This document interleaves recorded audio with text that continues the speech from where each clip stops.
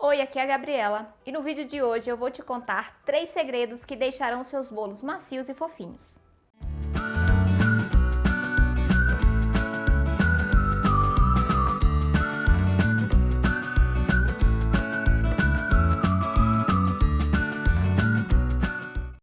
A produção sem glúten, principalmente a de bolos, é um pouco delicada de ser feita, porque é preciso utilizar uma combinação estratégica de ingredientes e ter um conjunto de processos que devem ser seguidos em determinada ordem para a obtenção de um resultado final satisfatório.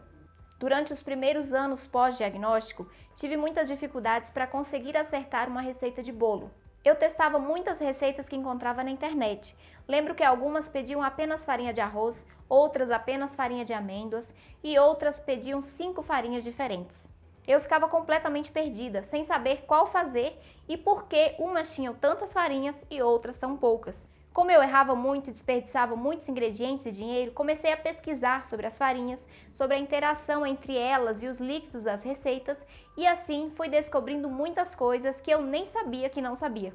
Isso mesmo, eu nem sabia que eu não sabia que as massas sem glúten devem ser mais líquidos do que as massas com farinha de trigo, porque a maioria das farinhas sem glúten absorvem mais os líquidos da receita. Eu não sabia que é preciso ter um método para a produção das receitas sem glúten, que não adianta colocar todos os ingredientes juntos na tigela, misturar e levar para assar. Cozinhar sem glúten é diferente e os processos indicados nas receitas devem ser seguidos. Dito isso, vou te contar 3 segredos que aprendi durante esses anos de estudos e testes. E o primeiro é justamente a combinação das farinhas. Precisamos incluir as farinhas corretas em nosso mix de farinhas, que agreguem características que são primordiais em um bolo e que muitas de nós já conhecemos, que são farinhas de estrutura, porque sem estrutura o bolo cresce e baixa em seguida. Pensa na farinha de estrutura como sendo as paredes de uma casa. É ela que vai manter o seu bolo em pé após ele crescer. A farinha de estrutura mais utilizada é a farinha de arroz. Mas também temos a farinha de trigo sarraceno, que além de estrutura, também é rica em proteínas e agrega valor nutricional e maciez às massas. Além dela, também precisamos de uma farinha que proporcione uma massa leve, fofa e macia, como a fécula de batata ou o amido de milho. E outra farinha que dê liga. É ela que vai unir os ingredientes e não deixará que o bolo se esfarele quando for cortado. Podemos utilizar o polvilho doce ou a araruta para agregarmos essa característica. Já que estamos falando sobre farinhas, vamos conhecer o segredo número 2, que é o equilíbrio entre a quantidade de ingredientes secos e líquidos na receita. Não adianta nada utilizarmos as farinhas corretas se não adicionarmos uma quantidade de líquido que seja suficiente. Cada farinha sem glúten absorve os líquidos de formas diferentes, umas mais, outras menos. Geralmente, as massas de bolo sem glúten são mais líquidos do que consistentes, e você precisa conhecer como cada farinha se comporta para obter um resultado final satisfatório. Por isso, o ideal é que você teste mesmo, brinque com as farinhas.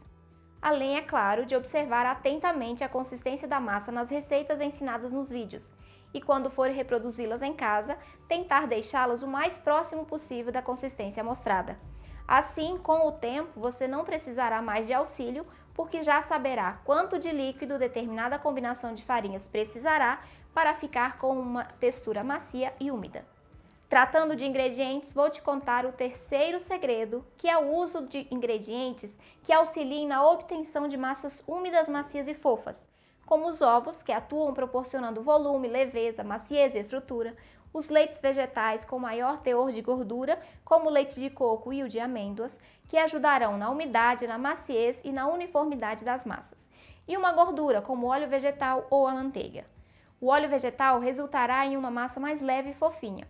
Já a manteiga proporcionará uma massa mais úmida, amanteigada e estruturada. Conhecendo bem e aplicando da forma correta esses 3 segredos, você será capaz de fazer bolos incríveis e deliciosos. Lembre-se que o equilíbrio dos ingredientes na receita é a chave para o sucesso dos seus bolos. Bom, esses foram os meus 3 segredos para produzir bolos macios e fofinhos. Se ficou com alguma dúvida, deixe seu comentário abaixo. Nos vemos no próximo vídeo.